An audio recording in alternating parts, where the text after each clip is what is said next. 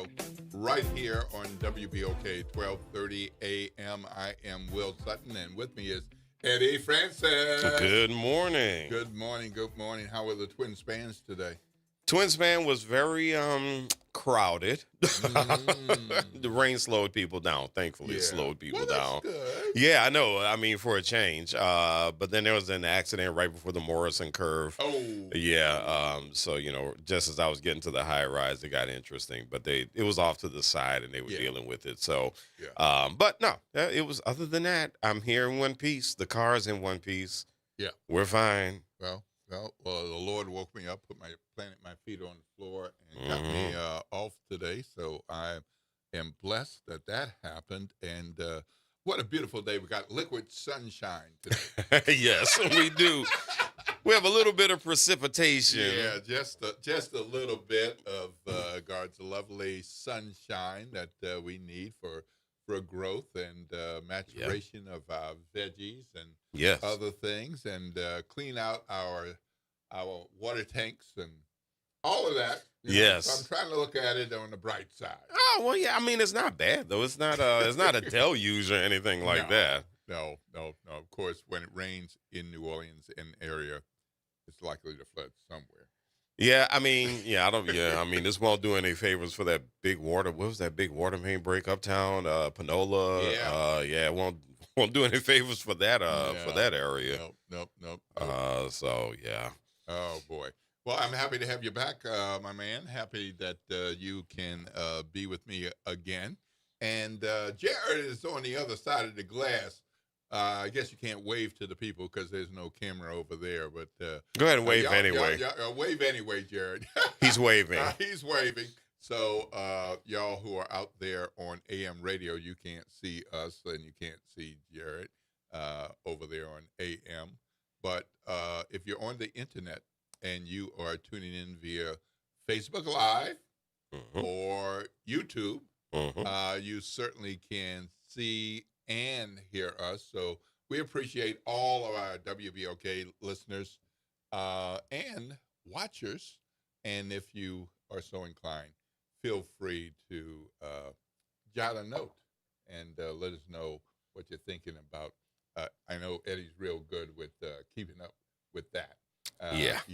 So it is 7:05 a.m. The talk line is 504 582-9422, 504-582-9422. So let me tell you a little bit about today and this week.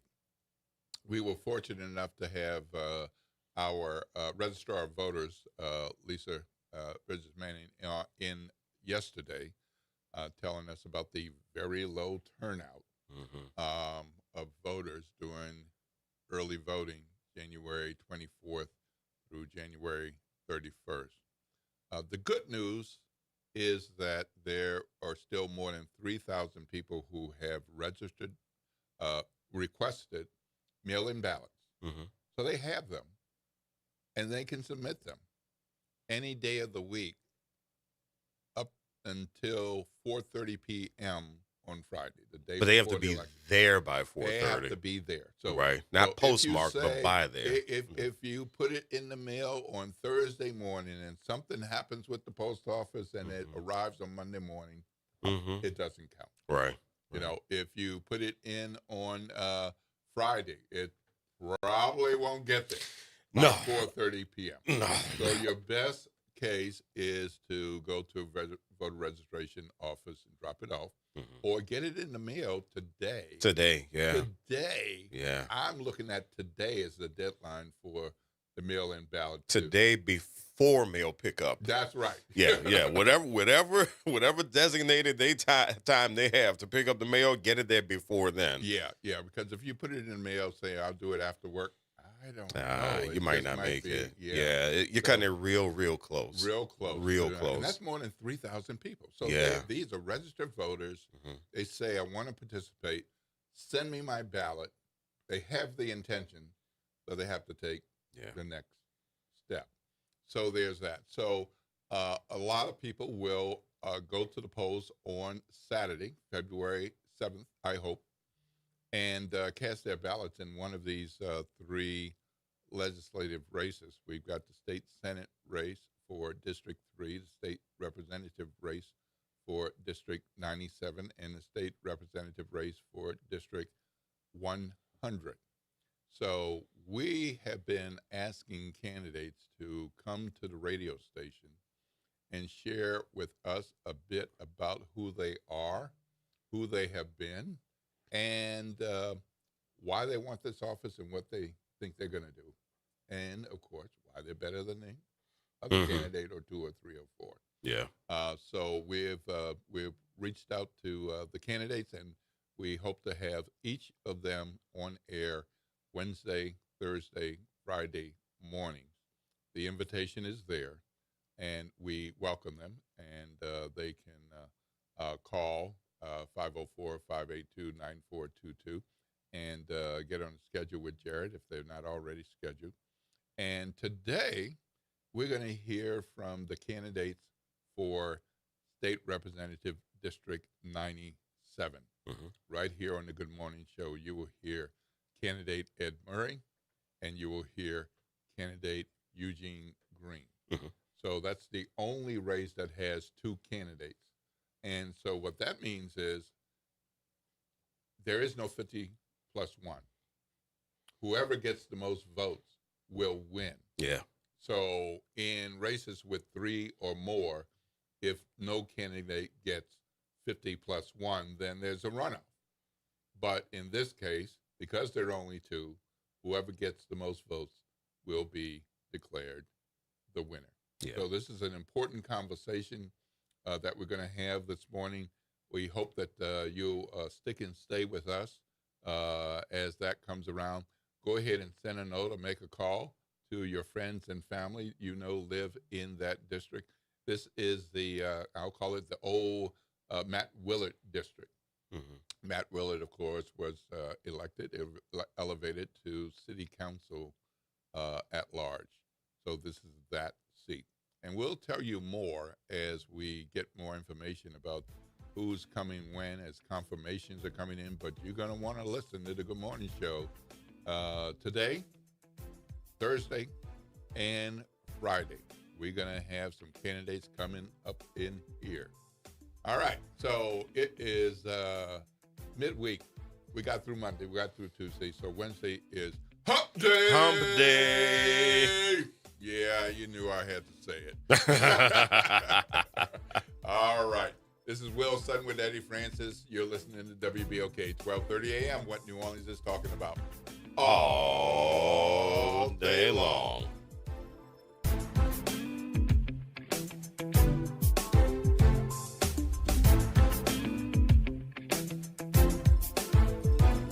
This is your news update for WBOK from WDSU.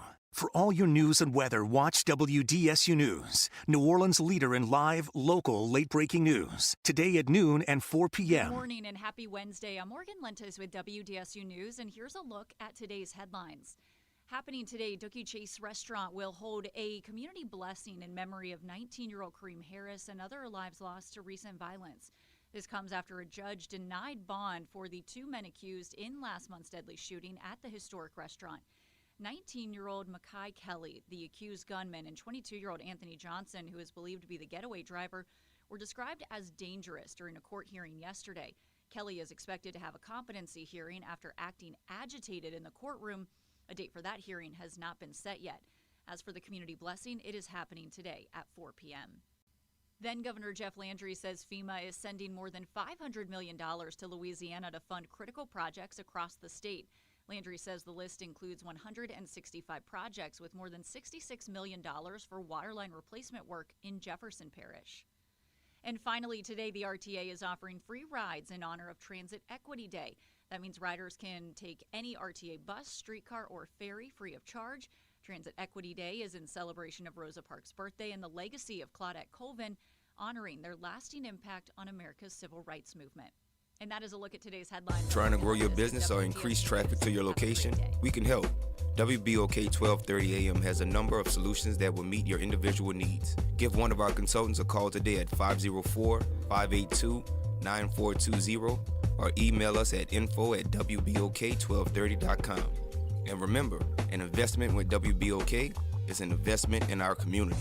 Call today. Good morning, Wake Up. The Good Morning Show. Good morning. On WBOK.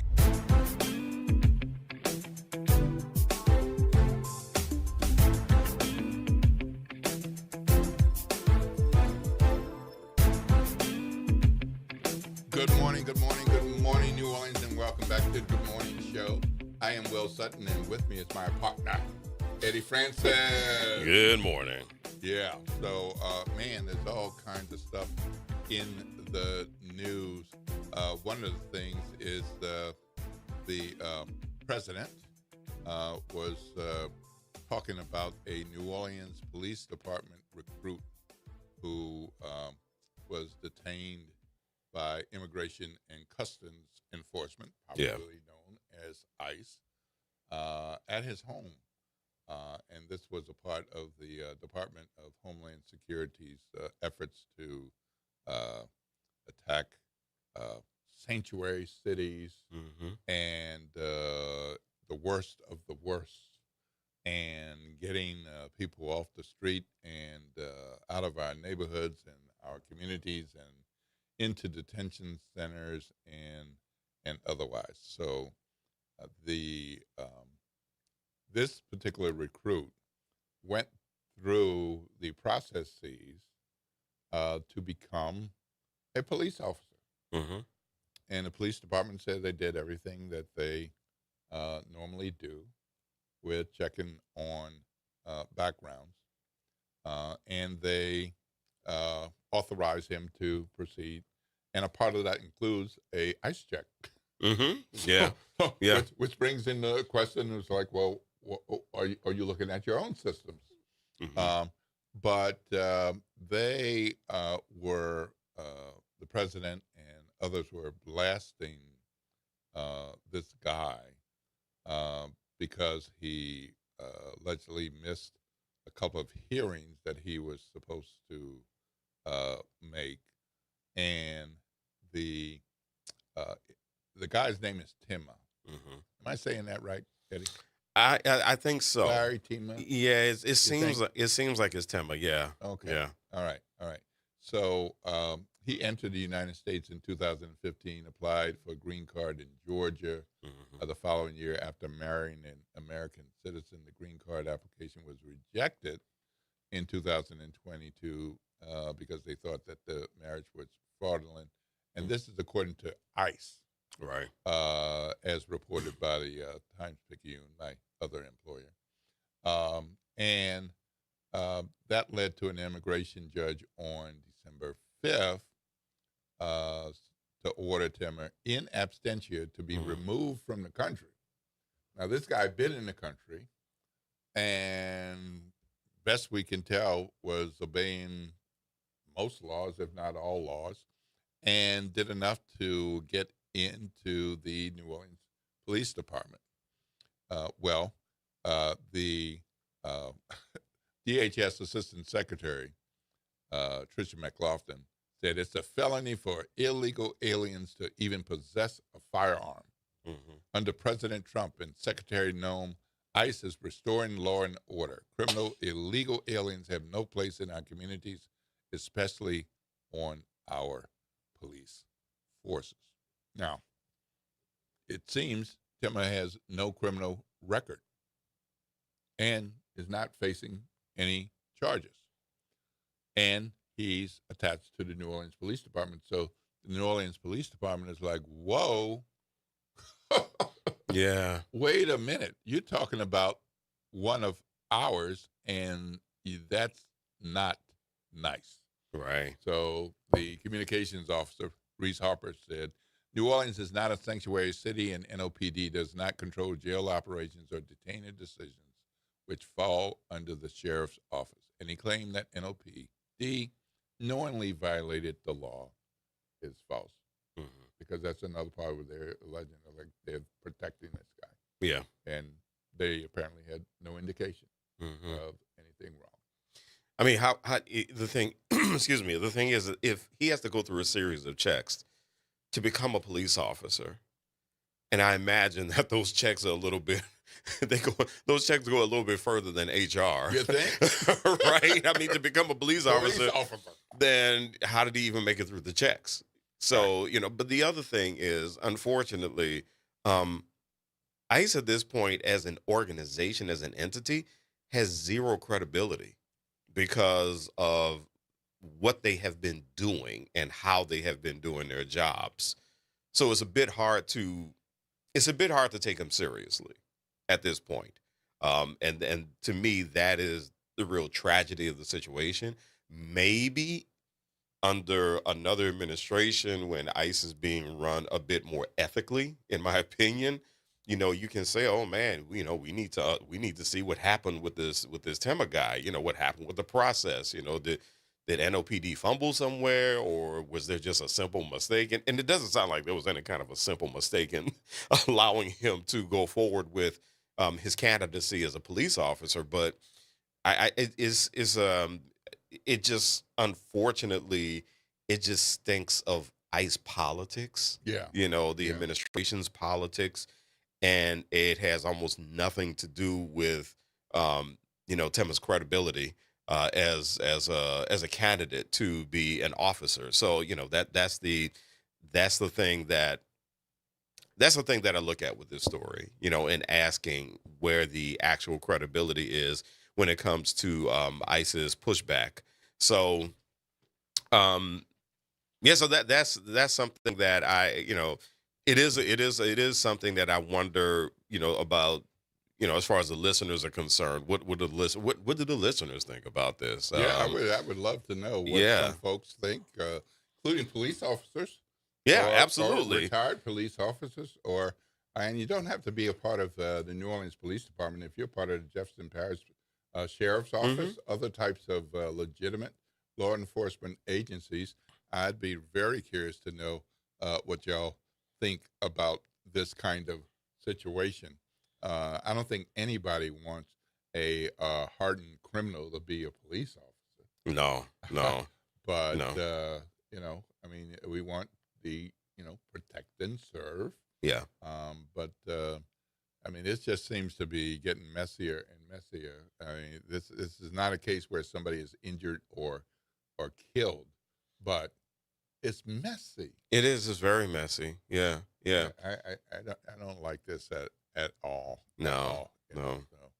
So, well, there are other things. I do want to say that Reese Harper called the federal government. Not called. I have to be careful. He said federal officials had issued, quote unquote, misleading information. Yeah. So. Well, and I get that. And I think the other part of this, Will, is that unfortunately this administration has earned a reputation for providing misleading information about just about any and everything that they do. If it's not misinformation at some point, it seems like it's disinformation. If it's not disinformation, it's malinformation. I mean, they're just that this administration has just earned that reputation. And so at this point, here's the thing that to me is really dangerous. What's really dangerous is that you could have a law enforcement agency somewhere in this country that actually does mess up. And if it's what that agency says versus what the administration says, people are going to have a hard time believing the administration. And so you might have an agency that does something under the cover of night that actually, unfortunately, may work in their favor. And that's not what citizens need. That's just not what we need. We don't need to compare the credibility of a local law enforcement agency with the credibility of the federal administration, unfortunately. And so that's the part that we're stuck in right now. Yeah. Well, according to news reports, and most of that information is from my colleague James Finn at the Times-Picayune and other media outlets, news media outlets have been reporting on this. According to WWL, the recruit is still in ICE custody. Yeah. And he's originally from Cameroon, was in the process of becoming an officer, so not an officer yet, because you have to go through weeks and weeks of training after getting approved to enter the academy. But man, that's a rough few days. Yeah. For that guy, and troubling for the New Orleans Police Department as well. Yeah. So, well, we're going to talk some more about more news and information that you might want to know, you ought to know, and we think you need to know. Coming up after our break, we're going to go to our break momentarily. I do want to remind you that the talk line is 504-582-9422, 504-582-9422. You're listening to The Good Morning Show with Will Sutton and Eddie Francis. This is WBOK, 12:30 a.m., what New Orleans is talking about. All day long.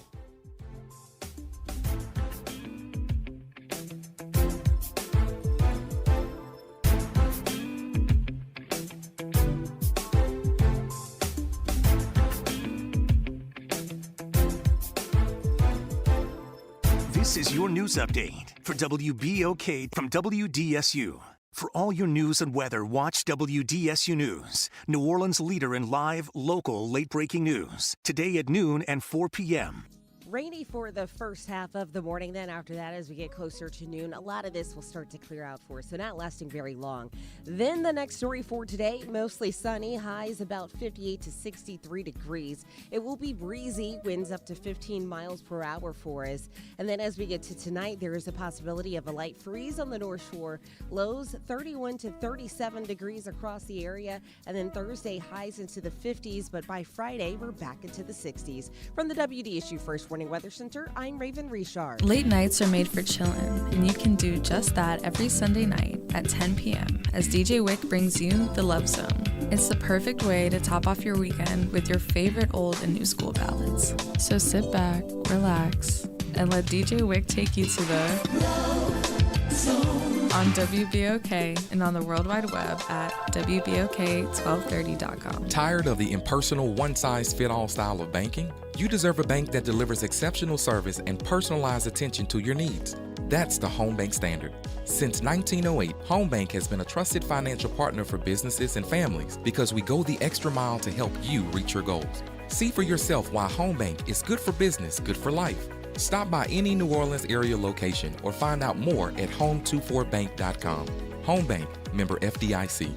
Welcome to Chemical of the Month from the community scientist and Rise St. James. This month's focus is polycyclic aromatic hydrocarbons, or PAHs, formed when fuels like oil, gas, wood, or trash are burned. These chemicals can enter the air we breathe and settle into our soil and water. Many PAHs are known carcinogens, adding to the health burdens faced by communities living near industry. Learn how to protect your health at risestjames.org. My wife was frying okra. She's from Mississippi, so that's her favorite thing to do. She left the burner on high, and it didn't take long to ignite. So I ran to the stove, grabbed the pot, and that's when I got burned from a grease fire. And yes, the pain was, it was bad. Oh, Blue Cross treated me great with the recovery process. On the financial side, it would be expensive without Blue Cross. And that's what I was worrying about because I was out of work for 3 months. I'm Chad. I'm from Baton Rouge, and I had Blue Cross for 10 years. I don't eat fried okra. That's the funniest story. Louisiana Blue.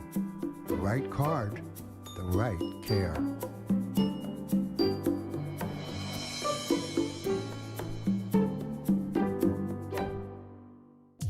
Well, Saints of God, this is Pastor David Impartan Sr. coming to you over the airways of WBOK, your favorite host of Change Your Water, Change Your Mind. I want to invite you to our show every Saturday from 1 o'clock to 2 o'clock p.m. That's Change Your Water, Change Your Mind. I want you to invite your family and friends to a broadcast that's designed to change your life, the way you think, the way you act, and what you eat. We want you to tune in every Saturday at 1 o'clock, WBOK, 12:30 a.m. See you on Saturday. Good morning, wake up. The Good Morning Show. Good morning. On WBOK.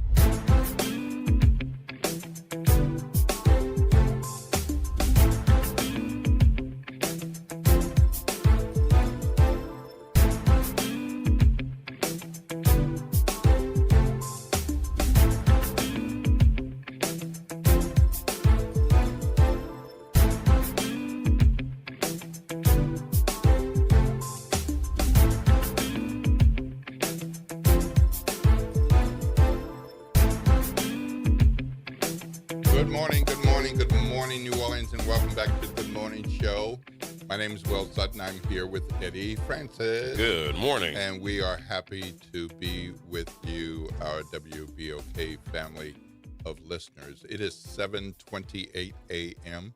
If you got somewhere to be at 7:30, I hope it's on the other side of your bed, or you're walking out the door and your meeting is in your car. Because you only got 2 minutes to get there. Yeah. And that might be rough. But if you have flexible work schedule and you can get there, and as long as you get there, it's okay. Put in your time and do your things.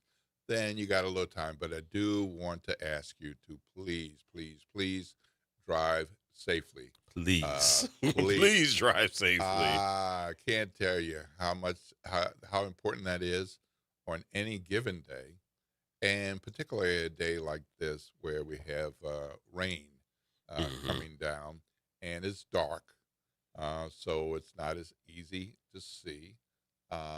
And if you don't pay attention, and 2, 3, 4 other people don't pay attention, it's more likely for accidents, injuries, or death. And we've got kids who need to go to school. So be careful in those school zones. 20 miles per hour, not 26, 20 miles per hour. So please slow down around those schools and get yourself to where you need to go safely, and make sure that other folks do too. Yeah. And this is, excuse me, the rain isn't heavy. So this is around that time when the ground is not really saturated and it's still really slick. Yeah. And so there's a real danger of hydroplaning wherever you're going, especially if you're traveling, one of the interstate, the I-10, or if you're traveling, or if you're on the North Shore going I-12 or something like that, or you have to go 610. But wherever you are, especially if you're on an interstate or a road or some kind of highway, this is when hydroplaning becomes a very real problem. So please be careful, and don't tailgate people. That's probably one of my biggest pet peeves about driving. I can't stand when people tailgate. That is the worst. That is well, it's not the worst, but I can't stand it. Yeah. It's my top pet peeve. And for what? Yeah. More times than not, you're not gonna get anywhere faster. And oftentimes you're gonna get to the light and it's gonna turn red. Yeah, I know. So somebody told me that once. I was going somewhere with someone, and we were, I forgot, we might have been driving down Canal, between Claiborne and Broad or whatever. So you have that stretch of canal when it opens up to 3 lanes and people get excited. And the person I was riding with said, "Oh man, you really made it to that red light, didn't you?" Yeah. You made it to that next one. Good job. Yeah. Yep. Well, things are happening all over the place, and looks like there's been a bit of high energy with the Southeast Louisiana Flood Protection Authority, East. Oh, how exciting could it get? Well, sometimes people can get into lively conversations. Yeah. Have some heavy discussions and heavy debates. I'm sure you've had a few. Oh, yeah. I have a few. Quite a few. And but leaving the fisticuffs in a professional situation with the Flood Protection Authority. Right. So, okay. All right. Okay. So the this flood authority has a police chief, and the police chief says that one of the board members punched him. Wow. Punched him. Whatever could have brought that on? As a part of ongoing operations. And so now the board member has agreed to resign from her position. Deborah Setun, not Sutton. Setun, no relative of mine, was facing a misdemeanor battery charge for allegedly punching Joshua Rondino outside of a closed-door session during the authority's October board meeting. She recently resigned, and this is an important board and operation because they oversee $14.5 billion system of levees, pumps, flood walls to protect against hurricane storm surge. So that's a year-round thing. I mean, we can't wait until a heavy storm, a big storm comes around. But Setun's resignation was effective as of noon on Monday. But less than an hour later, her attorney made a call and said, we're going to drop the criminal case. So she had pleaded not guilty, and she had planned to take the case to court all the way to trial. But now the case has been resolved with a resignation and letting somebody get back to work. Yeah. Hell of a thing. I really wonder what led up to Rondino accusing her of punching him, and that's, I mean, what could have possibly been going on? What kind of discussion was happening that led to that? That's what I'm wildly curious about what that is. But apparently it is that board is a pretty lively board. It looks quite lively. Yeah. And, just to give a little broader context, this is the board that our governor, Jeff Landry, has really put his thumb on to see that it goes in a direction that he wants it to go. So he's made appointments and made decisions about the board, which has caused some conflict because there have been professionals who have been commissioners with backgrounds related to flooding and drainage and that kind of thing. And so some folks feel that they're more political appointments as opposed to expertise appointments. And so there are conflicts with the leadership of the levee board and the operation, the daily operation as well. So as this thing goes on, and thanks to my colleague Alex Lubin from the Times-Picayune for reporting on this story, because there have been other reports, but Alex has really been digging in. I mean, he makes a lot of time to go and find out about all this stuff, but it's crazy. But yeah, this is another part of Jeff Landry's effort to remake the state in his image, so to speak, in the way that he wants to see things go. So to me, it begs the question, given Landry's reputation, the reputation he's built for himself, it really leads me to wonder if he wants to be that involved with the board, how much power does this board have? Well, the board has quite a bit of power because they decide who gets contracts.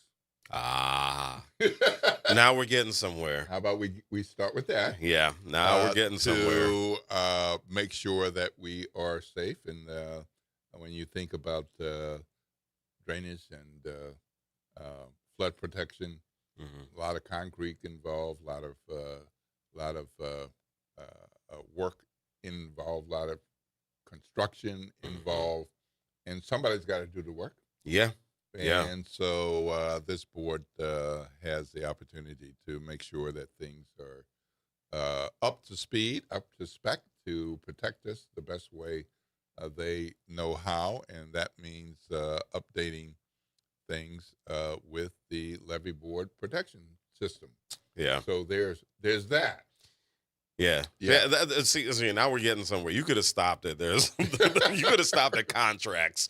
I mean, because the governor has built this reputation for himself as someone who wants to get involved. That's what it looks like to me, is that he's built a reputation of somebody who wants to get involved where there's a lot of money and there's a lot of power. And those seem to be the two things that stay on his mind, especially where it involves his involvement with things that, quite frankly, he he needs to be worried about something else, right? And so that's why, I'm just looking at his patterns. His patterns of wanting to get involved with higher education. I don't know if he's let up on higher education any, or at least particularly with LSU. And I'm pretty sure he wants to have a lot of involvement with Tulane as a research one. I'm sure he wants to have a lot of involvement with UL Lafayette as a research one. They're a research one now, right? I think they're an R1 now. Which one? UL Lafayette. Yes, they are. So for people who don't know, I mean, in higher education, research one institutions draw a lot of money. A lot of money. Yes. So I can see his want to get involved there. He wants to have his hand in everything happening in New Orleans. Economic driver for the state, one of the big economic drivers for the state. So now here's this board, and he's want to have appointees to this board, and so yeah, it's. But I just got to the part of the story because I hate to be petty, but I was really trying to figure out how she punched him. It was a closed fist multiple times on the arms. That's the accusation outside of the meeting room. Right. That's what the police report says. Yes. So I'm sorry, I didn't want to. Yeah. but I was curious. I was like, what is it? But why are you doing that? Yeah, like why are you touching people? What? I mean, this is a board. Why you? And he's not on the board. He's staff. Right. Okay. Yeah. Why? Keep your hands to yourself. Staff. what did he say? What did he do for her to want to do that? Right. Well, keep your hands to yourself. Yeah, a little bit more context, and we'll move on. Shane Guidry, who is a big donor to Jeff Landry, big Republican donor and powerhouse, and has no official role in the Landry administration or government generally, but has lots of power. So he's playing point on seeing that the reforms are enacted as Jeff Landry wants them to happen. But in the course of doing that, there is a lot of backlash, a lot of bickering, fighting, and it's not something where Republicans are all in on this, because the Louisiana Senate President, Cameron Henry, the Louisiana Republican Senate President, is calling the board utterly dysfunctional. Wow. Utterly dysfunctional.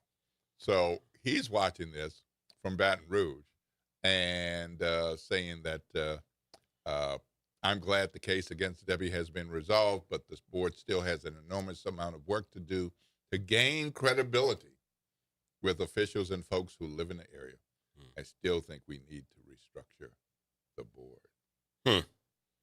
More drama. That seems to be, unfortunately, it seems to be a theme with how things are done in the good old state of Louisiana. The word dysfunction is used quite a bit when it comes to leadership and boards and leadership of institutions within the state. That's unfortunate. That is very unfortunate. It is indeed. Over in Jefferson Parish, there's been some backlash over there too. Okay. Because the teachers in Jefferson Parish were expecting their merit pay in December. Isn't that something they voted on? Wasn't there a vote for that? Yes. Yeah. So they didn't get it. There are 1,000 educators who didn't get the pay. Oh, man. So it's not like nobody got the pay. Right. But, imagine working in school and it's like, did you get money? Yeah, I got money. Oh, I didn't get money. Listen. It's like, well, how much did you get? Well, I got zero. How about that? Those conversations happen. They do. They indeed. happen, yes. So what's going to happen today, for those of you who live in Jefferson Parish, if you're interested, the board members will vote on whether to give about 950 teachers who scored highly effective on their evaluations last year, a 1,000 to 2,000 performance bonus. So we are not talking about just across the board, no matter what your performance is. These are the highly effective, yes, rated by Jefferson Parish Schools as highly effective. So on paper, they are earning this. Right. Yeah. And so they're going to decide that they don't get it, or they do get it. That is really messy, because what you've done is you've documented excellence in performance. And if you have a group of people who have been told, if you do this, this is your reward.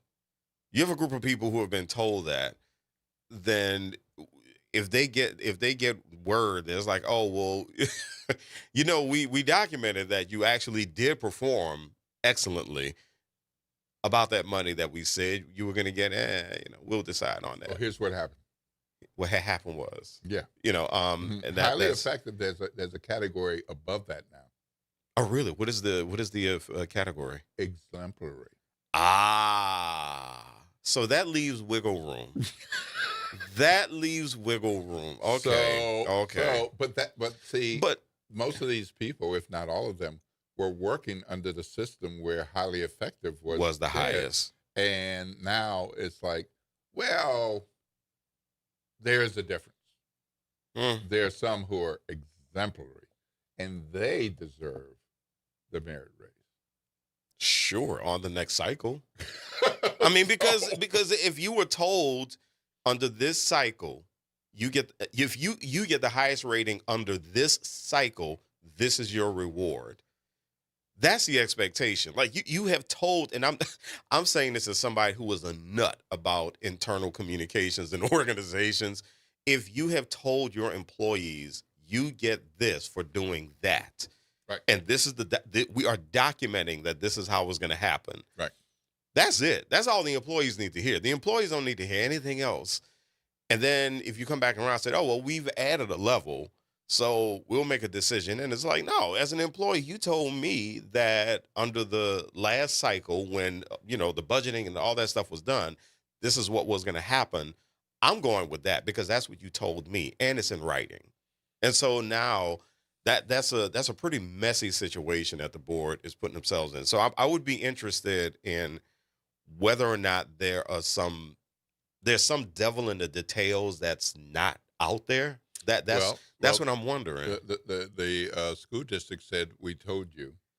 A bunch of educators are saying, no, you didn't tell us about this change. Show us where you told us about this change. Oh, wow. And one board member, Stephen Gutierrez, says he's been bombarded with emails and communications from teachers saying, what is this mess?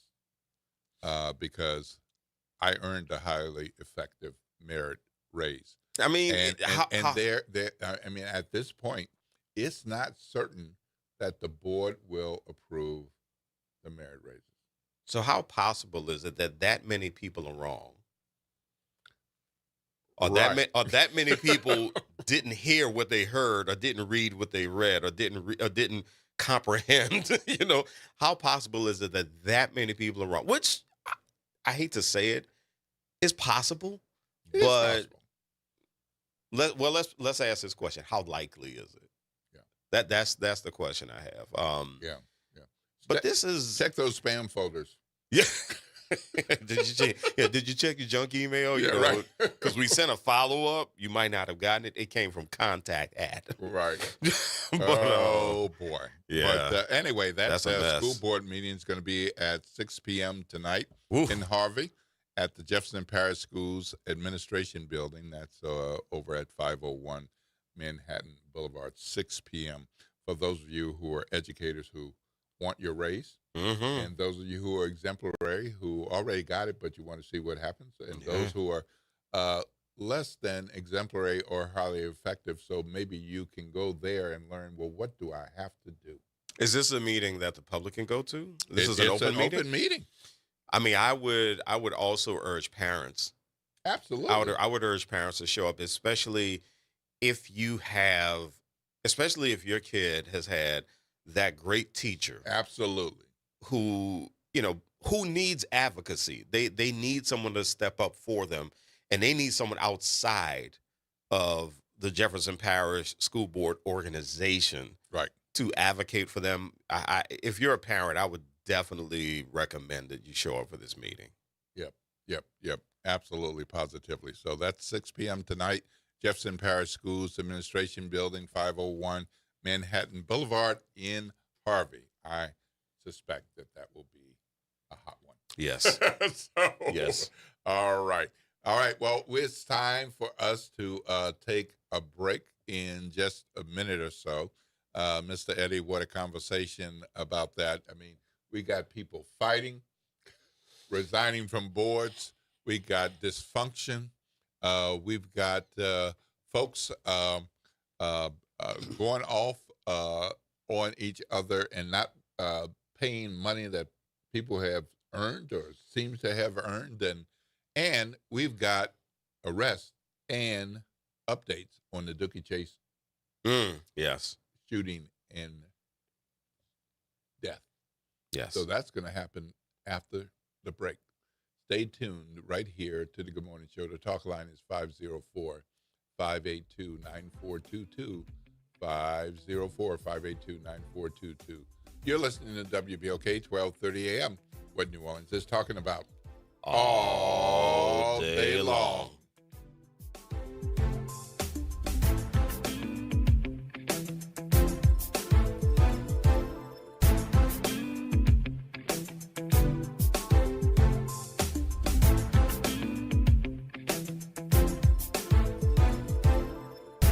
This is the Bloomberg Black Business Beat, sponsored by FidelityWealthManagement.com.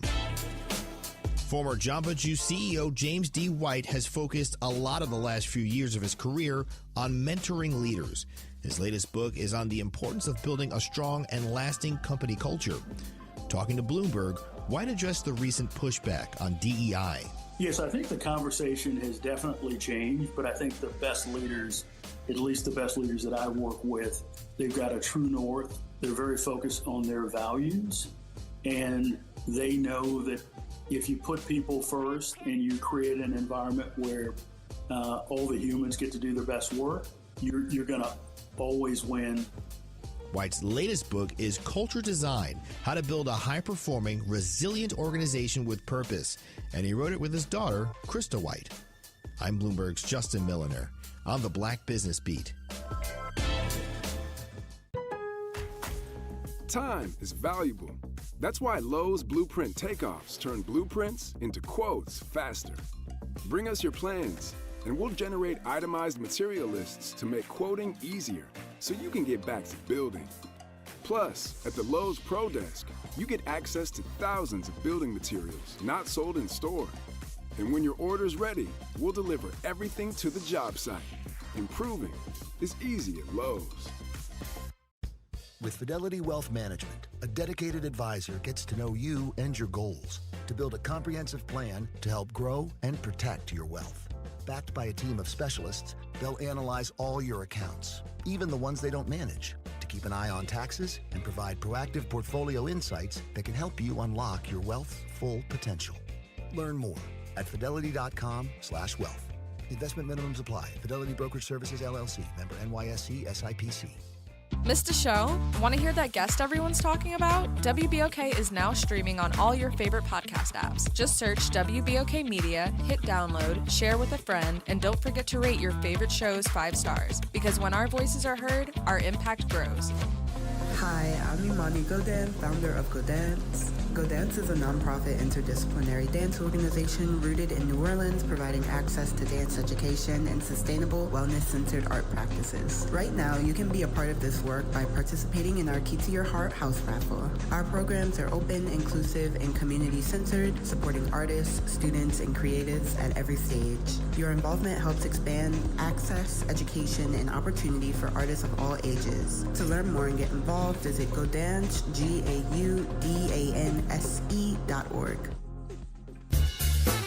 This is Sandra Nika Morris, host of Put Housing First. Join us every Tuesday at 12 o'clock, where we will discuss how housing affects every aspect of our lives and what's necessary, what's needed to guarantee housing for all. Join us every Tuesday at 12 o'clock as we dig down deep onto the issues that affect all of us.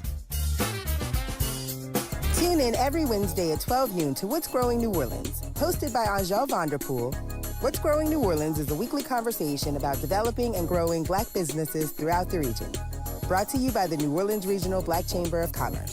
The Historic New Orleans Collection presents a new exhibition open through June 7th, 2026, The Trail They Blazed. Built collaboratively with people who participated in the local civil rights movement, The Trail They Blazed presents stories of social and racial justice straight from the people who lived them. Listen to leaders tell their stories of resistance and persistence in their own voices, recorded by the Historic New Orleans Collection. Plan your visit to 520 Royal Street in the French Quarter and reserve your free tickets at hnoc.org today.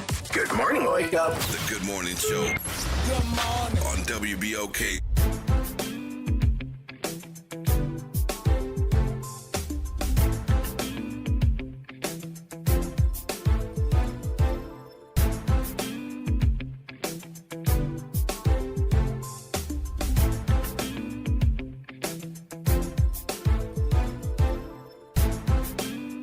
Good morning, good morning, good morning, New Orleans. Welcome back to the Good Morning Show. I'm Will Sutton, here with Eddie Francis. Good morning. And we're having some lively discussions about this and that and other things that you might not know. Like people on a board punching a staff member who's the head of a police department. I mean, multiple punches on the arm. But yeah, it's... Just keep your hands to yourself. Keep your hands to yourself. That's all I ask. Well, stay tuned, folks. It's 7:55 a.m. and this is the Good Morning Show. For the next hour and 5 minutes, there will be a school zone speed limit. So watch out for our kiddos as you drive around those schools. It's 20 miles per hour. Shout out to our assistant principals on transportation duty, and for the bus drivers who are taking their time and making sure the babies and kiddos get on the bus and off the bus. And watch out for those older kiddos who got hair on their face, hair under their arms, but you know what they got in their hand, and they just looking at that and not paying attention. So watch out for them as well. You might want to clarify for some people what they have in their hands, because you know some people, some people need clarification on these things. Cell phone for sure. So look, there's an update on the Dookie Chase shooting, and so let's talk about that for a bit before we get to our candidates for State Representative District 97. We will have Ed Murray and Eugene Green on air with us. The two suspects in Dookie Chase restaurant shooting are being held without bond. So that decision was made yesterday. And the alleged shooter is Micaiah Kelly, 18, and the alleged driver is Anthony Johnson, 22. And the magistrate judge decided that they're too dangerous. And so, therefore, no bond can be considered. Kelly was booked on one count of second-degree murder, and Johnson was booked on one count of principal to second-degree murder. And the New Orleans police believe that Johnson and Kelly tailed the victim, Kareem Harris, 19, who the family says has worked at Dookie Chase, but for a short time over there on Orleans Avenue. Shocking evening for those who were dining there that evening. And this has reverberated around the country. Yeah. Just New Orleans and southern Louisiana. A lot of people want to know, is the family okay? Is the staff okay? Is the restaurant going to still operate?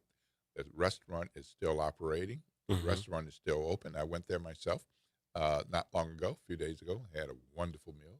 As I've not had a bad meal. No. At Dookie Chase. I might like one thing better than something else, but not a bad meal at all. So that's the update at Dookie Chase, and we'll keep you informed as we learn more about where that is going.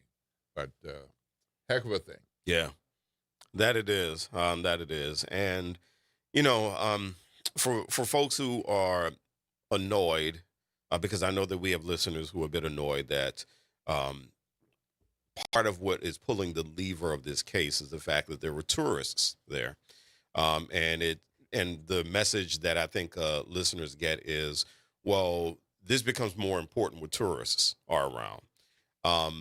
And it's not necessarily something that I, as someone who grew up in that neighborhood, I don't necessarily agree with that either, that it becomes more important when tourists are around. But what we cannot deny, though, is that when we do have tourists, it brings more attention. And that is the unfortunate part of this thing that we have to think about as well. I don't necessarily think that it is an effort to ignore the local community, but it is something to acknowledge that when something like this happens, you do have tourists, and the word is going to travel, unfortunately, around the country. And so that is what we have to think about as well. We have to think of two things at one time. Absolutely. Absolutely. It is 8 a.m. and it is time for a break. And after the break, we hope we'll have State Representative District 97 candidates, Ed Murray and Eugene Green. That's the game plan. So we expect that to happen momentarily. It's 8 a.m. If you got somewhere to be at 8, you're late. And if you got to be there at 8:15, you got a few minutes. I'm Will Sutton. This is Eddie Francis. And this is WBOK 1230 a.m. What New Orleans is talking about all day long.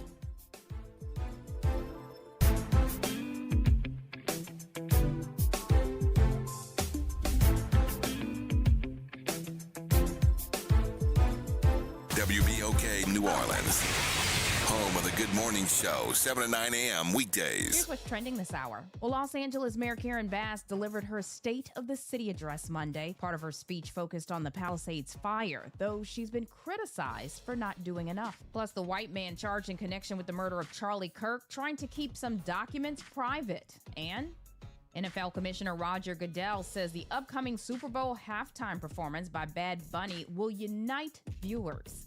I'm Tammy Eswick, and that's what's trending. Good morning, wake up. The Good Morning Show. Good morning. On WBOK.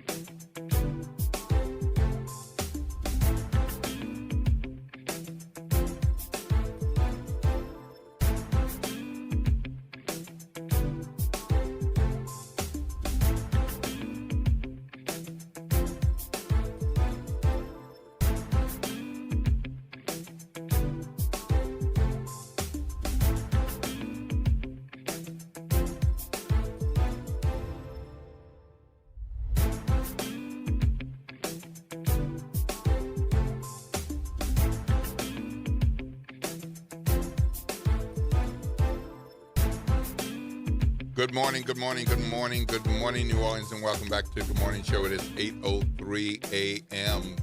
This is WBOK, 12:30 a.m. I'm Will Sutton, and I'm here with Eddie Francis. Good morning. And in the studio with us is State Representative District 97 candidate Ed Murray.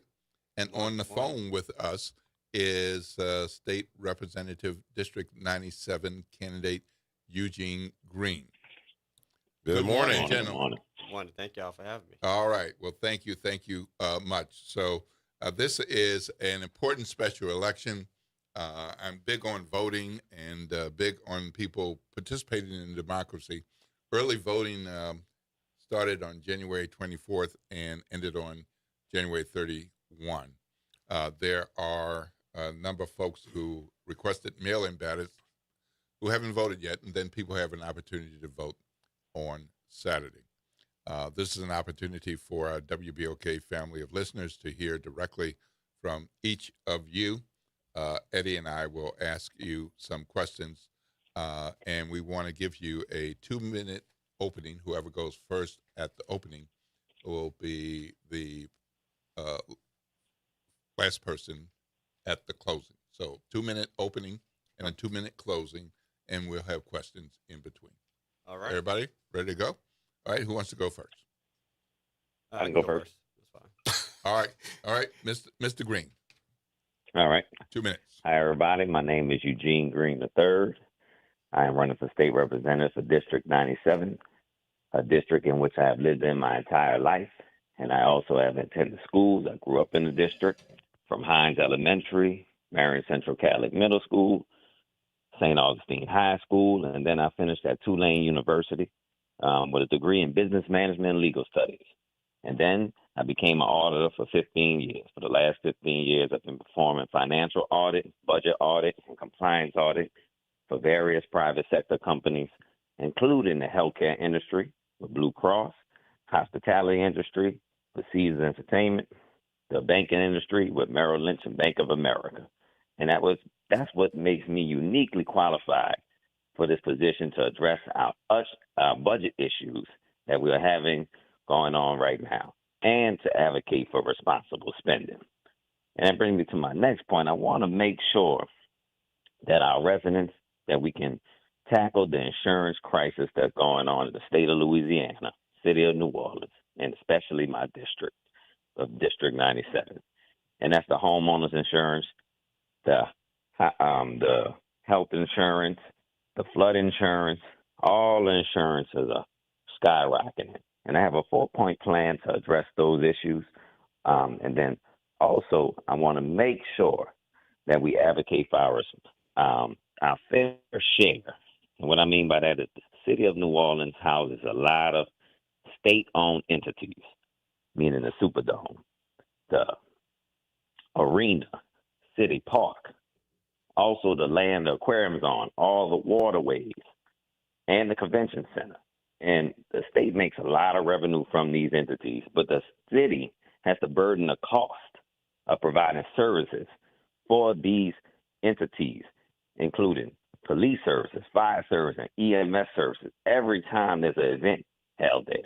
And that's what has us in one of these issues with the budget now. We have a lot of overtime for our police. Time. All right. Okay. Thank you so much. Appreciate it. Mr. Murray, 2 minutes.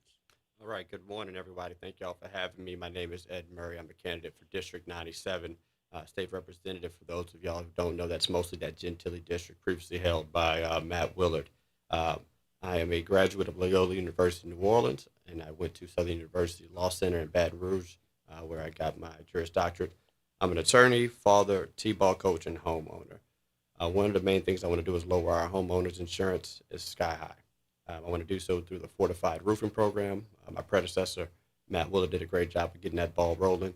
We need to increase the funding as well as work out some of the kinks. I also want to make sure we're vetting these companies that we're bringing in to write homeowners insurance. Too often we are getting these companies that when we pay them for years and when something happens, they leave us out to dry, file bankruptcy, and the state has to take over, and homeowners are left getting pennies on the dollar. In my practice, I do a lot of property damage hurricanes, fires, floods, that type of stuff. And I actually had to sue my own homeowners insurance company. I also want to make sure that we are increasing funding for early education with the cuts to higher ed, especially the TOPS program in the past.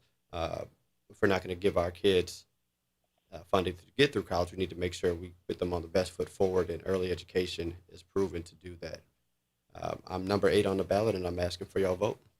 Okay. Well, thank you very much. Appreciate that. So we have a question for you. Yeah, I want to start off, and Mr. Green, I'll start with you. One of the things that our listeners bring up, a concern that they bring up whenever it comes to political campaigns, is so-called family politics. And I'm going to ask Mr. Murray the same question, but I want to start with you. What is your response to people who say, okay, we've had enough of these families who keep putting these candidates out? How do you respond to that? I respond to that. I am running this race because I'm interested in this race. I'm interested in the position to help the residents of District 97. That's one of my passions. That's something I've grown to like. And especially after my dad ran for city council 4 years ago, I became interested. Being that it's his first time being an elected official, just 4 years ago. So it's not a family legacy way down the line. And I take his leadership and his integrity abilities, and I look at those, that how he has been handling the district of District D for the city council. And I think he's done a great job. And it kind of made me have the insight to want to help people. And I'm running this race because I want to run this race. I put up my money, my own funds to run this race, self-funded. So this is something I want to do.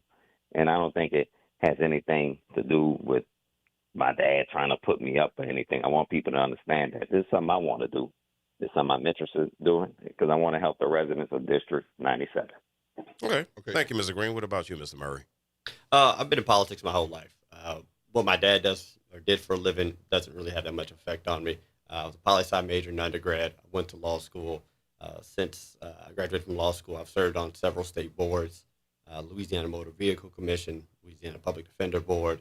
I'm on the E-Board at City Park and the Improvement Association. So this is not something my dad is doing. This is something I'm doing. This is something my experience and my wants have always shown that I've wanted to do. This is not something I decided to get involved in the last year or so. This is something that I've been involved in quite literally my entire adult life. My first week at Loyola, I was running for student government while everybody else was going to have a bit of fun over at the booth. And my Loyola graduates and Tulane graduates know what I'm talking about. I was campaigning in front of our freshman dorm trying to get elected. And so I've always wanted to make a difference. Even while in college, interning at various political office, whether it be Senator Mary Landrieu up in D.C., interning for several judges and externing for several judges here in New Orleans, the Fourth Circuit. This has always been what I wanted to do. All right, thank you. So what was the point when you decided that you wanted to run for public office generally? And when did you decide to run for this public office? Obviously, it had to be available. Are there other public offices you considered and did not pursue? And why this public office? Mr. Murray. There are not other offices that I considered. I think my experience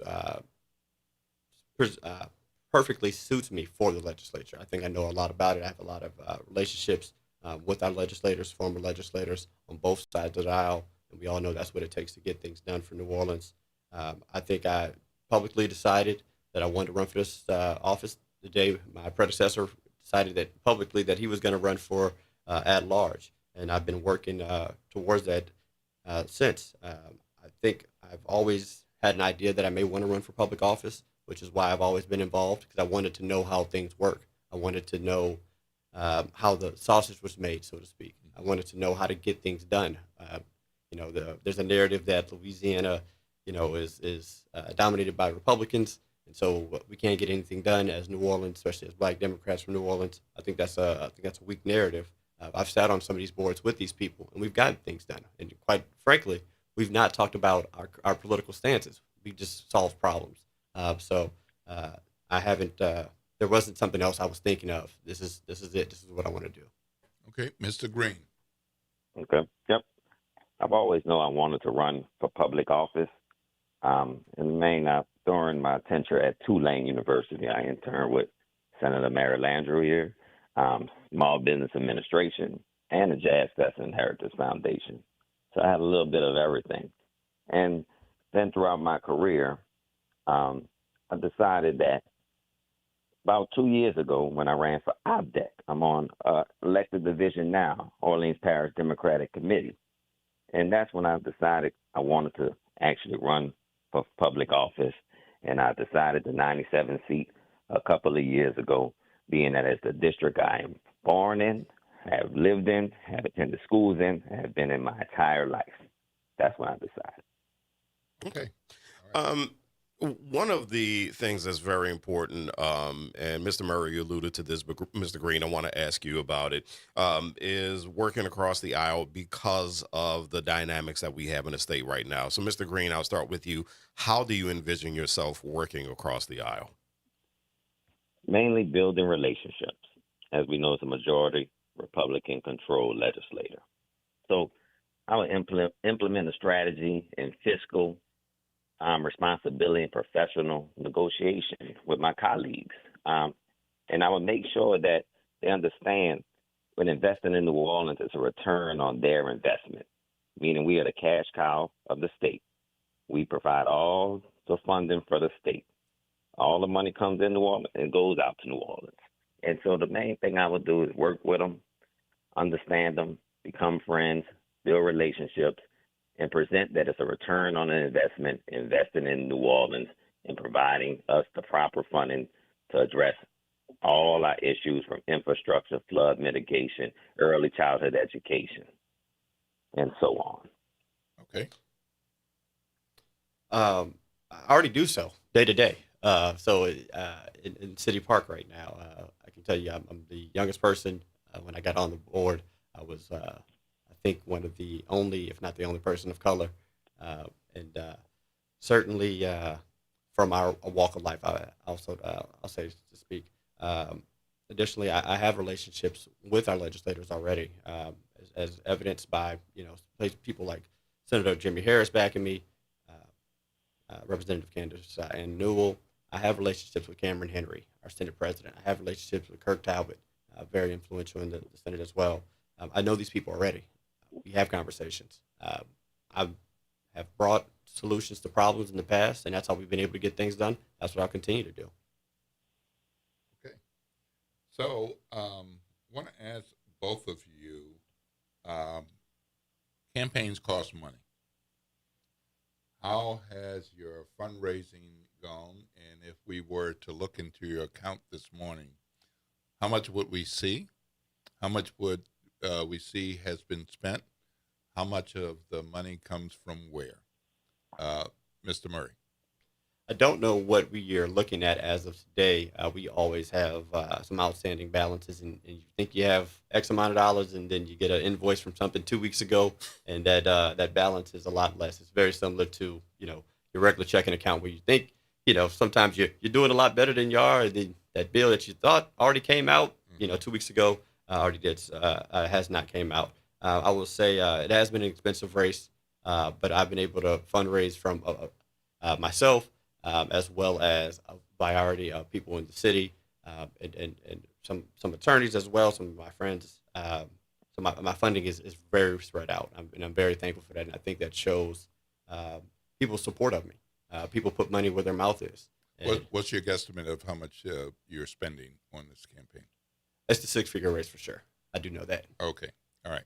Mr. Green. Yep. As of now, I don't know the exact number. Money comes in, money goes out, often through my website and other various methods of donations and withdrawals.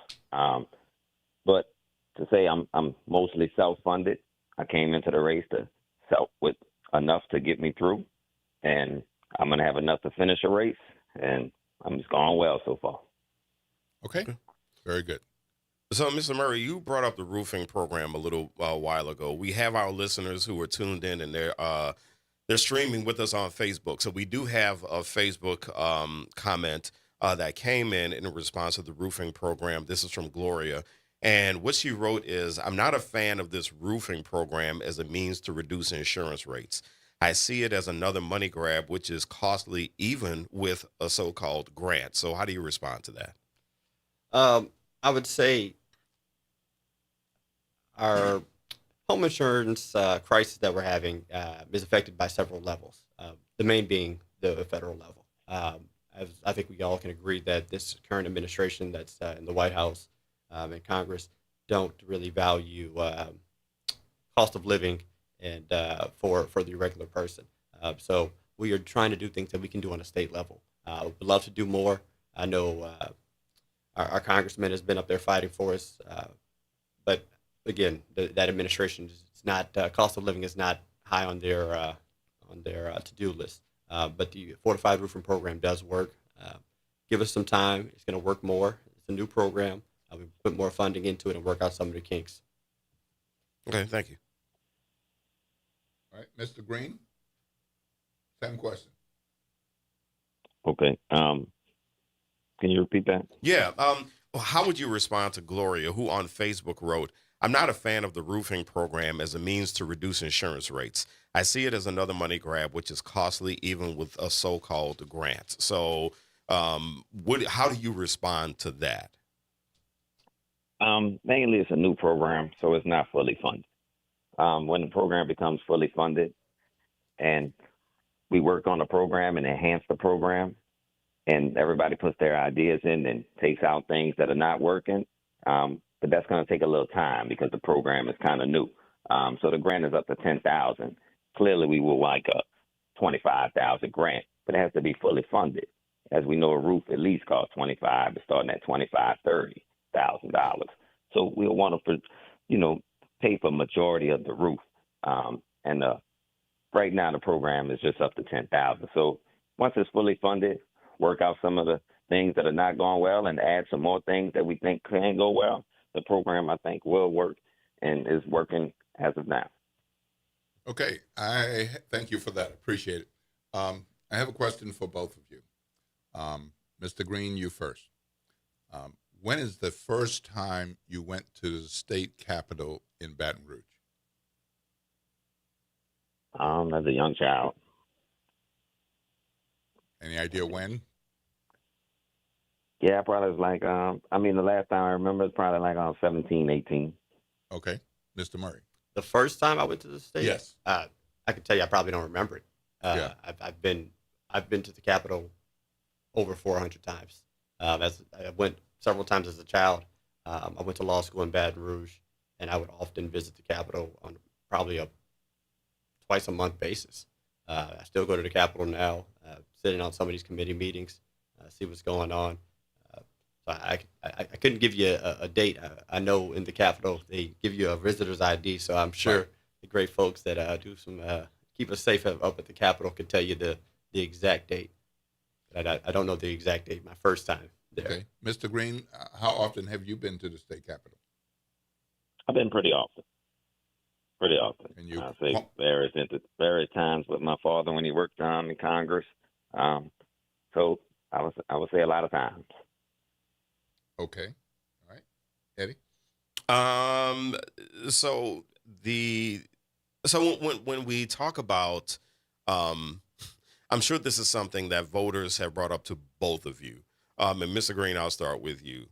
How do you respond to people who question your youth, just your age itself? Being that I'm 36, I think I'm at the perfect age, honestly. Mm-hmm. I have enough energy, but I also have enough experience, 15 years of private sector experience, political experience with the boards I'm on, political experience with OPDEC, a committee I'm on, and various internship projects. So 15 years of experience in the private sector, political realm, and being that I think 36 is actually the perfect age to address these, to come into the state legislature and have enough energy to show, I'm ready to work hard, I have enough energy, I'm ready to go. I think this is the perfect age, honestly. Okay. All right. How do you respond to the age question, Mr. Murray? I don't think it's an issue at all. I'm 33 years old for the record. I'll be 34 in November. I made part of my firm before 30. I've done a lot of things fairly young in my life. My experience of being an attorney at my firm, I crack a revised statute every week. For those of y'all who don't know, it's one of our main Louisiana law books every week in my practice. I've done the work. I've worked on various boards to get things done. I think it's important to be running at this age because I'm going to be here for the next 40 years. I went to high school in Florida after Katrina. When a lot of people left, I came home. I knew I wanted to be here at 18. I went to Loyola, went to Southern, came back home. Bought a house in the neighborhood that I grew up in. I walked to my first barbershop. I walked to my current barbershop. Shout out to Durios. I walked to my first doctor, my current doctor, Dwight McKenna. So I think my age is a benefit because I'm going to be here for the next 40 years. I know what the issues are facing young homeowners and what people are going to be facing for the next 10 to 20, 30 plus years. And I think this is how we build great legislators. So I have a follow-up to that. And Mr. Green, I'm going to ask you the same question. This is something else that listeners have brought up. One of the things that listeners have mentioned as an objection, you mentioned next 30, 40 years. And so there are some people who are going, he's going to be a career politician. He's just going to run to keep running. What is your response to somebody who may say, well, I don't want you to be a career politician who just runs for the next race? How would you respond to that? I would say, there's a reason why I've not thought of any other offices. I've been politically involved since my, adult life. I've addressed city council at, I think, 22 or 23 years old. This is the job that I want to do. This is the job I want to do right now. I don't, some people have asked me, what's the dream job or what's next? This is it. I would love to, even some people that my close confidants, what do you, no, this is what I want to do. This is what my experience, I think, has prepared me for in this exact moment. I don't know that I'm going to become a career politician. I want to help people. And, you can say that I've already been in politics. I've served on various boards, and I currently still do. No, I don't think there's any complaints there. And I'll continue to do those things. So I don't think it's an issue at all. All right. So for clarification, are you saying that if you win this race, this is the seat you're going to keep for the duration, or do you not see yourself moving into another seat? I see myself keeping this seat for the duration of the term, for sure. I don't know what happens in 4 years. I'm not going to sit here and try to mislead people. But I can tell you, I'm not thinking of, in 4 years, I'm going to do this. Right now, I want to do this. And I will be there for the duration of this term. Okay. All right. Need to hear from Mr. Green. Yes. So, Mr. Oh, we're taking a break. Okay. Yes. So, Mr. Green, yes. How would you respond? Same question, Mr. Green. How would you respond to the people who are saying, well, okay, and I know that you chose to run on your own without the quote unquote family name, but if you were to win this seat and you were to go the distance and maybe go into something else, how would you respond to people who say, well, okay, Mr. Green, we don't want you to be one of these career politicians who runs just to run for the next thing? How would you respond to that? Well, I'm here for the people. I'm here to represent the people.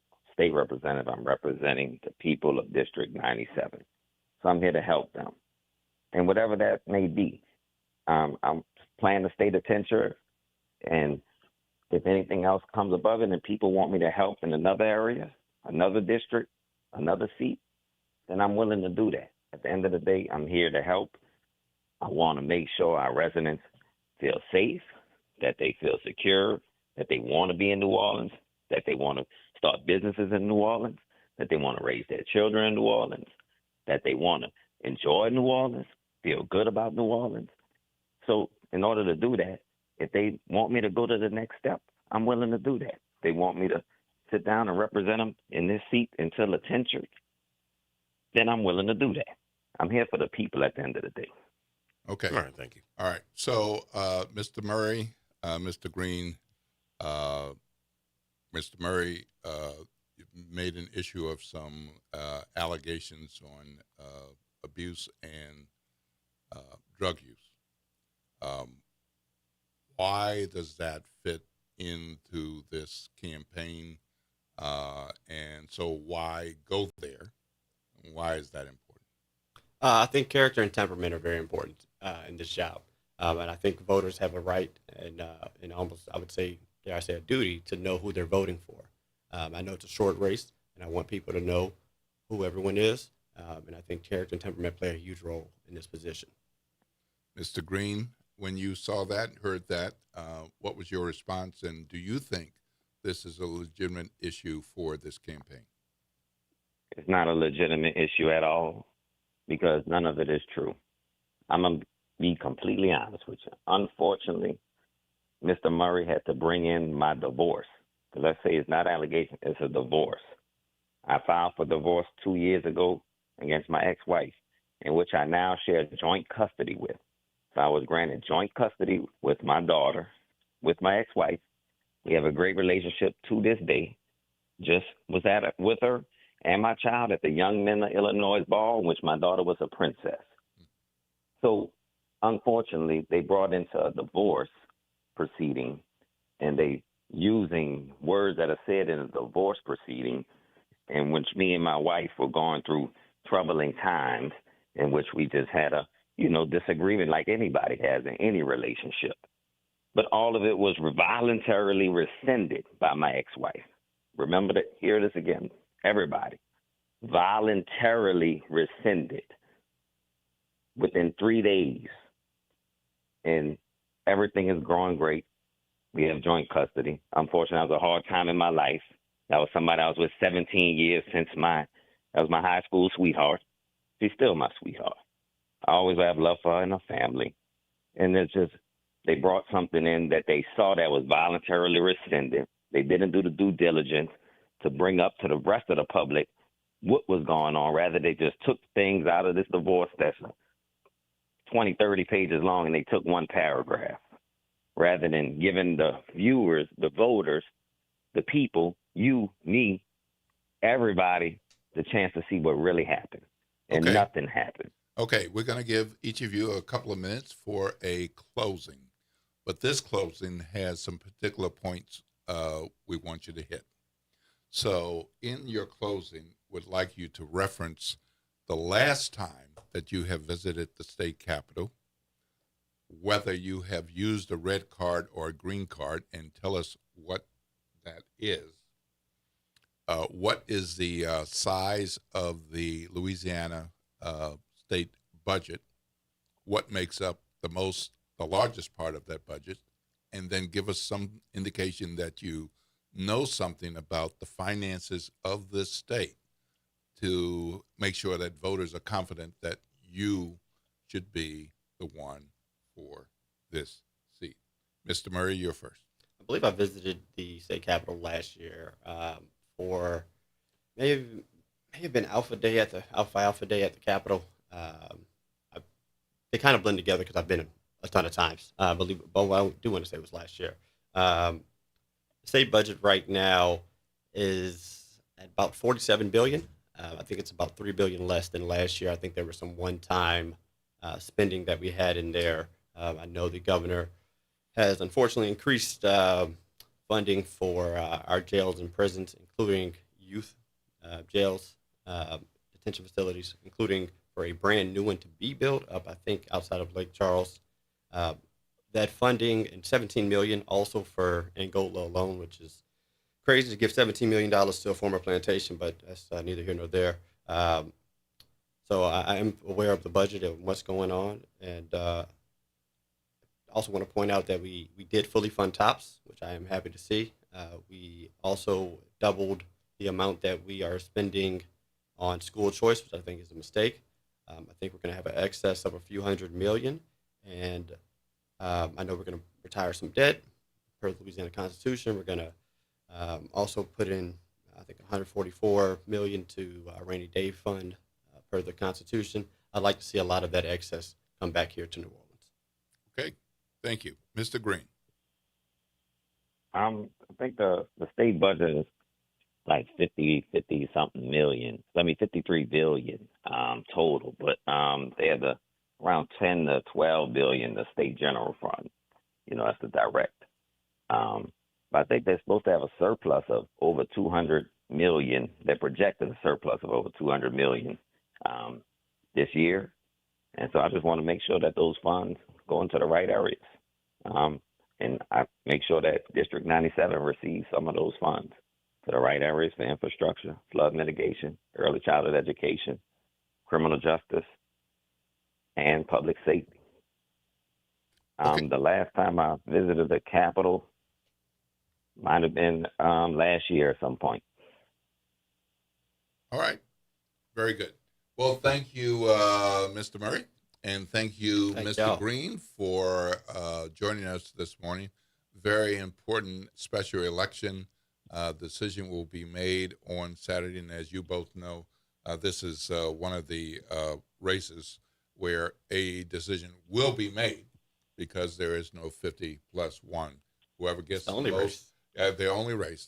So whoever gets the most votes will be the winner, and we expect you to do the work on behalf of the citizens of New Orleans in your district with a session coming up quite shortly. So thank you once again.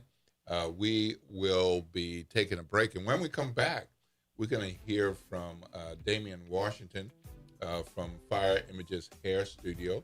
We're going to hear from Rashawn Harris from Next Gen PR.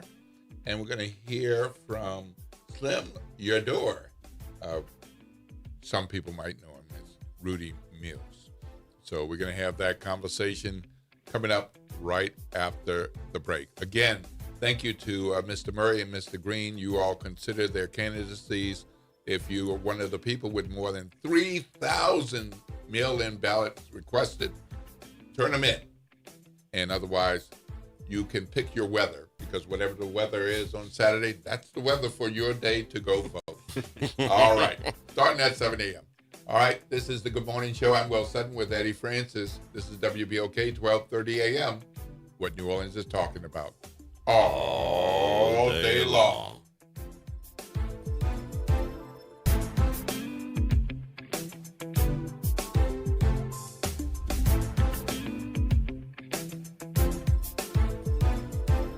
This is your news update for WBOK from WDSU. For all your news and weather, watch WDSU News, New Orleans' leader in live, local, late-breaking news. Today at noon and 4 p.m. Good morning and happy Wednesday. I'm Morgan Lentis with WDSU News, and here's a look at today's headlines. Happening today, Dookie Chase Restaurant will hold a community blessing in memory of 19-year-old Kareem Harris and other lives lost to recent violence. This comes after a judge denied bond for the two men accused in last month's deadly shooting at the historic restaurant. 19-year-old Makai Kelly, the accused gunman, and 22-year-old Anthony Johnson, who is believed to be the getaway driver, were described as dangerous during a court hearing yesterday. Kelly is expected to have a competency hearing after acting agitated in the courtroom. A date for that hearing has not been set yet. As for the community blessing, it is happening today at 4 p.m. Then Governor Jeff Landry says FEMA is sending more than $500 million to Louisiana to fund critical projects across the state. Landry says the list includes 165 projects with more than $66 million for waterline replacement work in Jefferson Parish. And finally, today the RTA is offering free rides in honor of Transit Equity Day. That means riders can take any RTA bus, streetcar, or ferry free of charge. Transit Equity Day is in celebration of Rosa Parks' birthday and the legacy of Claudette Colvin, honoring their lasting impact on America's civil rights movement. And that is a look at today's headlines. New Orleans, are you ready for a voice that says what you're thinking? Who that, you might ask? Arrington Gavin. That's right, I'm your guy, host of the Arrington Gavin Show, giving you so much filled with bold opinions, real conversations, and zero sugarcoating. We're going to be diving into the issues that matter, politics, pop culture, and all the above, unfiltered and unafraid. Catch the Arrington Gavin Show weeknights from 7 p.m. to 8 p.m., Monday through Fridays, right here on WBOK, what New Orleans is talking about. This is your news update for WBOK from WDSU. For all your news and weather, watch WDSU News, New Orleans' leader in live, local, late-breaking news. Today at noon and 4 p.m. Rainy for the first half of the morning. Then after that, as we get closer to noon, a lot of this will start to clear out for us, so not lasting very long. Then the next story for today, mostly sunny, highs about 58 to 63 degrees. It will be breezy, winds up to 15 miles per hour for us. And then as we get to tonight, there is a possibility of a light freeze on the North Shore. Lows 31 to 37 degrees across the area. And then Thursday, highs into the 50s, but by Friday, we're back into the 60s. From the WDSU First Warning Weather Center, I'm Raven Richard.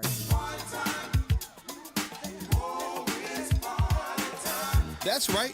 It's party time each and every Sunday night at 7 p.m. on WBOK. It's the Throwback Throwdown with DJ Wick as he brings you the best in old school from the 70s, 80s, 90s, and the early 2Ks. Plus, the party goes to another level at 9 p.m. with the Throwback Throwdown Party Mix to round out the night. It's the Throwback Throwdown Sunday nights at 7 p.m. on WBOK and on the World Wide Web at WBOK1230.com. Welcome to Chemical of the Month from the community scientist and Rise St. James. This month's focus is polycyclic aromatic hydrocarbons, or PAHs, formed when fuels like oil, gas, wood, or trash are burned. These chemicals can enter the air we breathe and settle into our soil and water. Many PAHs are known carcinogens, adding to the health burdens faced by communities living near industry. Learn how to protect your health at risestjames.org. My wife was frying okra. She's from Mississippi, so that's her favorite thing to do. She left the burner on high, and it didn't take long to ignite. So I ran to the stove, grabbed the pot, and that's when I got burned from a grease fire. And yes, the pain was, it was bad. Oh, Blue Cross treated me great with the recovery process. On the financial side, it would be expensive without Blue Cross. And that's what I was worrying about because I was out of work for 3 months. I'm Chad. I'm from Baton Rouge, and I had Blue Cross for 10 years. I don't eat fried okra. That's the funniest story. Louisiana Blue. The right card, the right care.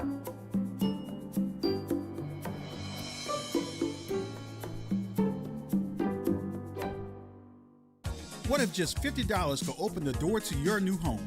Godance is inviting you to enter their Key to Your Heart house raffle, where one ticket gives you a chance to win a 3-bedroom, 2-bath home in the city of New Orleans. The drawing will happen on Valentine's Day, February 14th. Tickets must be purchased by February 12th at 11:59 p.m. Enter now at Raise, RAYZE.it/Key to Your Heart. When experience matters, results matter. John Johnson isn't promising, he's already delivered. As a state senator and chairman of Revenue and Fiscal Affairs, John Johnson authored a $215 million legislative package that rebuilt the Superdome, built the Saints training facility, and helped transform New Orleans' economy. He also secured more than $185 million for district improvements, including funding for universities, research, and infrastructure that created jobs and opportunity. I know how to get things done for New Orleans and St. Bernard because I already have. Experience, seniority, results. John Johnson for State Senate. Paid for by John Johnson for Senate. This is the Bloomberg Black Business Beat, sponsored by FidelityWealthManagement.com. Former Jamba Juice CEO James D. White has focused a lot of the last few years of his career on mentoring leaders. His latest book is on the importance of building a strong and lasting company culture. Talking to Bloomberg, White addressed the recent pushback on DEI. Yes, I think the conversation has definitely changed, but I think the best leaders, at least the best leaders that I work with, they've got a true north. They're very focused on their values, and they know that if you put people first and you create an environment where all the humans get to do their best work, you're going to always win. White's latest book is Culture Design, How to Build a High-Performing, Resilient Organization with Purpose, and he wrote it with his daughter, Krista White. I'm Bloomberg's Justin Milliner on the Black Business Beat. Time is valuable. That's why Lowe's Blueprint Takeoffs turn blueprints into quotes faster. Bring us your plans, and we'll generate itemized material lists to make quoting easier so you can get back to building. Plus, at the Lowe's Pro Desk, you get access to thousands of building materials not sold in store. And when your order's ready, we'll deliver everything to the job site. Improving is easy at Lowe's. With Fidelity Wealth Management, a dedicated advisor gets to know you and your goals to build a comprehensive plan to help grow and protect your wealth. Backed by a team of specialists, they'll analyze all your accounts, even the ones they don't manage, to keep an eye on taxes and provide proactive portfolio insights that can help you unlock your wealth's full potential. Learn more at fidelity.com/wealth. Investment minimums apply. Fidelity Brokerage Services, LLC. Member NYSE SIPC. Hey everybody, it's Graylin Bryant Banks and Kimber White Dupree from the front porch. Some combos are too good to miss. Now you can pull up a chair to the front porch anytime. Just search WBOK Media and subscribe to the Front Porch Podcast. Download, share, and hit us with a 5-star rating because New Orleans culture deserves to be heard loud and clear. Good morning, wake up. The Good Morning Show. Good morning. On WBOK.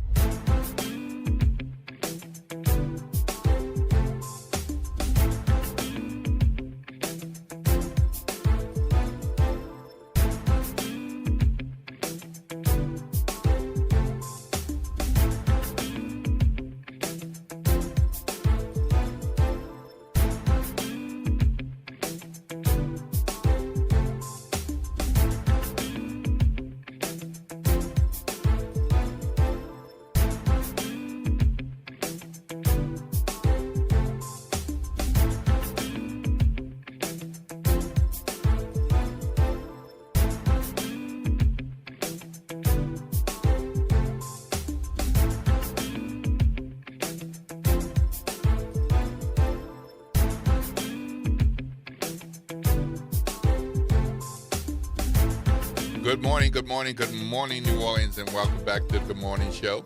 I am Will Sutton, and I'm here with Eddie Francis. Good morning. Excited about this next conversation, Eddie? I am excited about this next conversation because last year for Mardi Gras, during the carnival season, I was one of the people who partook of the seating at the Maroon. Hey! Yeah. I had a beautiful time. And so the Maroon on St. Charles Avenue, it's a workspace, if you did not know, and they have a really cool thing happening again this carnival season. And so we have joining us this morning Rashawn Harris from Next Gen PR. She is representing Maroon. We also have Damian Washington from Fire Images Hair Studio, and both are here to talk about what's going to be going on during the carnival season with the big parades. The big parades are going to be on St. Charles. Good morning to both of you. Good morning. So, Rashawn, let's start with you. I mean, talk about what's happening. How excited are the folks from Maroon as far as this carnival season is coming? So we are very excited. We are, like you said, doing all of the big parades. So we have Femme Fatale coming up. We have, of course, Mardi Gras Day with Zulu. We have Bacchus.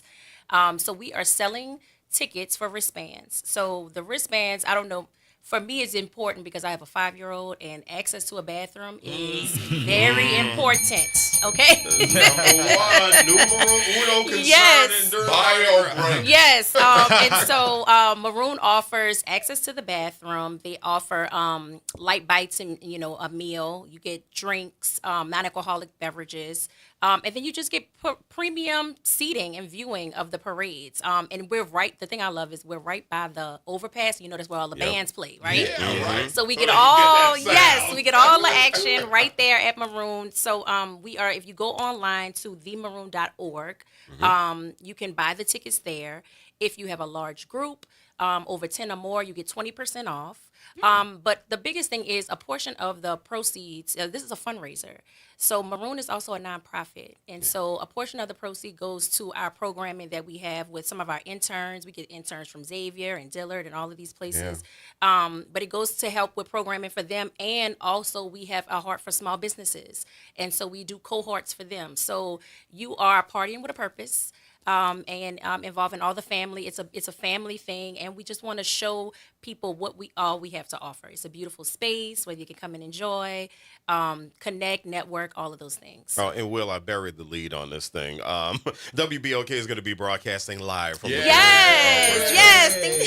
so it's going to be February 6th, February 13th, and of course, Mardi Gras, and that bathroom thing. I don't know if you remember, there was this song that came out years ago called "Ain't No Place to Pee on Mardi Gras Day." Yeah, right. I love that. That is the perfect carnival season song. Ain't no place to pee on Mardi Gras Day. Yeah. All right. Anyway. Yep. Enough of that. Boy. Damien. Yes, sir. So, what's your take on what's happening, and are you going to be involved each and every day, or why should people come? Absolutely, I will be involved. I'm actually part of Maroon family. My business is located inside of Maroon, and I will be there throughout the Mardi Gras season for that bathroom break. Well, Will and I are going to come and get our hair done. Yeah, that's right. For those who can't see, there ain't no hair. No, my hair made a business decision about 10 years ago. But for those who do have hair, I welcome you there. FireImages.club. Fire Images. Okay. All right. So that's such a prime location. It is. Yes. It really for is. those who, there's probably so many people who have driven by Maroon without realizing that Maroon is there. Yeah. Is there. Yeah. Yes. It's such a wonderful concept, separate from all of this. Yeah. But what a great location for seeing parades, and as you mentioned, the overpass. And come on now, if y'all been around New Orleans long enough, you know what happens with the overpass. Exactly. You know. Gotta bring on the sound. That's right. Sounds, kind of thing. Perfect for me because I'm a graduate of St. Augustine. Rise, son. Oh, but speaking of, they're doing the PTSA is doing a fundraiser at Maroon, so they will be there on Saturday. Yeah. Sunday. Yeah, they'll be there on Sunday. So any St. Aug alumni or supporters, that's a fundraiser that we're doing for them as well. So a portion of the proceeds from those ticket sales, yes, on Sunday, February 8th, will go back to St. Aug's PTSA. Oh, cool. So, to support what you're saying and not to make you feel uncomfortable. We got all kinds of purple power in here. Oh. Yeah. We got 2017. Oh, wow. We got 1988. We got 73. And I'm 92. Okay. There you go. Well, I guess we'll see all of y'all on Sunday. That's right. So I will say though, Rashawn, I really love the fundraising aspect of this. As a matter of fact, my wife, who actually has been in touch with Maroon to get our seats this year, when she told me about it, she said, "Oh, they're doing this thing where it's actually a fundraiser for their interns." And my immediate answer was, well, if it's a fundraiser, we got to do it. Because one of the things we try to do is we try to be as philanthropic as we can in whatever we do.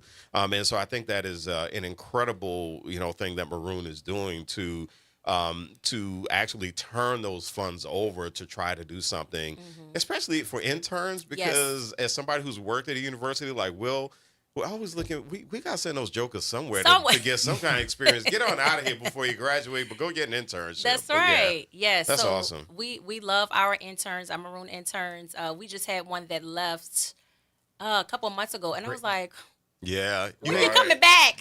I know. You hate to see him go. Yeah. Most of them. Yeah, right. Some of them, Yes. But also another thing that we have Kinfolk Coffee that is going to be new to Maroon, a coffee concept inside of Maroon Workspace. Is that for this season? The soft opening is going to be this Friday. Oh. And so there we go. when Jade, Kinfolk. if y'all met Jade, y'all know Jade. I think maybe in November said, "Rashawn, I wanna open a coffee shop," and here we are in February with a full-blown coffee shop built out. And we are going to be opening up on Friday. So that's going to go beyond Carnival season. It's going to go beyond Carnival season. Yeah, so Carnival, boy. So those that get their tickets, you'll get a taste of, you're transitioning us through like what works well, what doesn't. Right. You'll kind of get a taste of what we have to offer, and then later on we'll open it up to the public. Wow. Kinfolk Coffee. Wow. Yeah. Wow. Coffee. That sounds good. So, Damien, one thing I want to get in here, especially as you're a business as part of that maroon community, there's something out there about being able to intentionally support black businesses, and you're a beauty business. And so what is the importance of doing that, especially in your area? It's very, very important in our era, in my area, because it gives a future for young black men or ladies to look forward to. It gives them a sense of hope, entrepreneurship, ownership, to be your own boss. Yeah. Nothing is better than that. To raise the ceiling as high as you can go. And for me, it was very important to join Maroon family. I had been in business 29 years prior. But when I went to Maroon and saw the vibe and saw the culture, and it gave me a chance to have more exposure. And with that, then I can have others come along with that exposure. Yeah. Throughout my tenure, I would say roughly I've employed maybe over 50 people plus. And with that, through the barbering program, I've licensed maybe 30 of them. So, and to this day, they are able to support their own families. Yeah. And branch off to other careers. Yeah. So I'm very proud of that. That's wonderful. So we have another guest who has joined us. So we have Salim Yadour and Idur. Idur. Yeah. Okay, Idur. Salim. S-L-L-I-M. All right. Salim Yadour. I get it close? Idur. Okay. Gracias. All right. Well, thank you so much for joining us. And I'm going to throw out a little factoid. If I get this wrong, you tell me. But for those who've been around long enough, this is former mayoral candidate. Oh! Am I right? Got him on Give him a big hand. Am I right? Give him a big hand. You didn't know that. All kinds of things this brother has done. All right, so you're a part of this big celebration this year and joining the Maroon family for this special series of events. So why are you excited about this, and what do you have going on? Well, I'm excited about Maroons, period. You know, my thing, as you mentioned, I ran for mayor, I ran for state representative.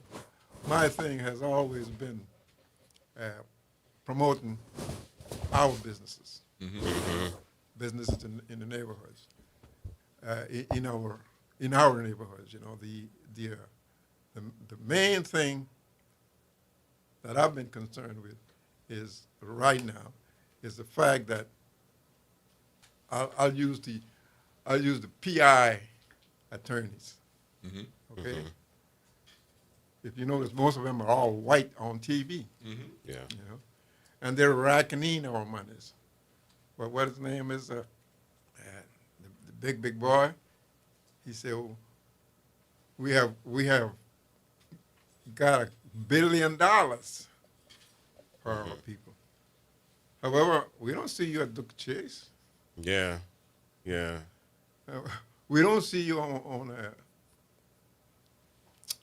Claiborne Streets or any of our restaurants or places like that. You know, you're taking in our monies, but you don't ever think about putting anything back. You know? So that's been my thing from. You said you know me for many years. I'm trying. You got to tell me your name. You're right. Wilson. It's not like you know me. I just know that. So I just think we need to put a little stress on those folks. And that's what I was going to ask you. I mean, what's your call to action for the community to be more supportive? Well, the community. We're talking about two communities. We're talking about our community, our business sector, you know, which is the same old thing, you know, buy buy from us, support your community, da-da-da-da. But that doesn't really happen. That's been going on for 99 years, you know. I think we need to be more proactive.